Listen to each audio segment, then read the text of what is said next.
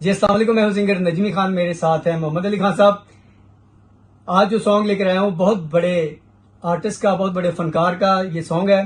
पाकिस्तान का सरमाया, पाकिस्तान फोक का सरमाया, मुल्क और मुल्क के बाहर उन्होंने लोहा मनवाया। जनाब हाजी आलम लोहार महरूम साहब, उनका मैं भी फैन हूं और आप भी फैन हैं। उनका सॉन्ग मैं सुनाने लगा हूं, तो आए सॉन्ग एंजॉय करें। गैन गम करा ते मैं मर जावा, मेरे यार दी यारी कुछ होर हो गई।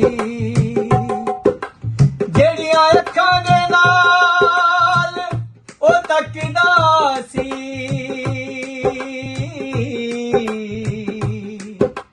अखां ओयो ते नजर कुछ होर हो गई। हिजर तेरा जे पानी मंगे ते मैं खूनैना दे गेड़ा। अज दिल करदा तेनू कोल बिठा के ते कोई दर्द पुराने छेड़ा। बाजा मारियां बुलाया कई बार मैं, बाजा मारियां बुलाया कई बार मैं, माही ने मेरी गल नहीं सुनी ओ बाजा मारियां।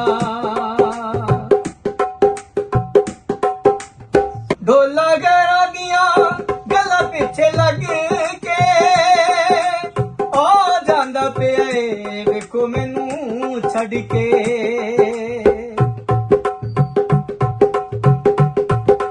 ढोला गैरा दिया गला उत्ते लग के आ जांदा पिया वेखो मैनू छड़ के। पिछा वेखिया नहीं ओने एक बार, पिछा वेखिया नहीं ओने एक बार, माही ने मेरी गल ने सुनी। बाजा मारियां, बाजा मारियां बुलाया कई बार मैं, बाजा मारियां बुलाया कई बार मैं, माही ने मेरी गल ने सुनी ओ बाजा मारियां। बाजा मारियां, बाजा मारियां। ये सॉन्ग अगर आपको अच्छा लगा हो, चैनल को सब्सक्राइब करें, शेयर करें, लाइक करें और बेल का बटन दबाना ना भूलिएगा। अल्लाह हाफिज।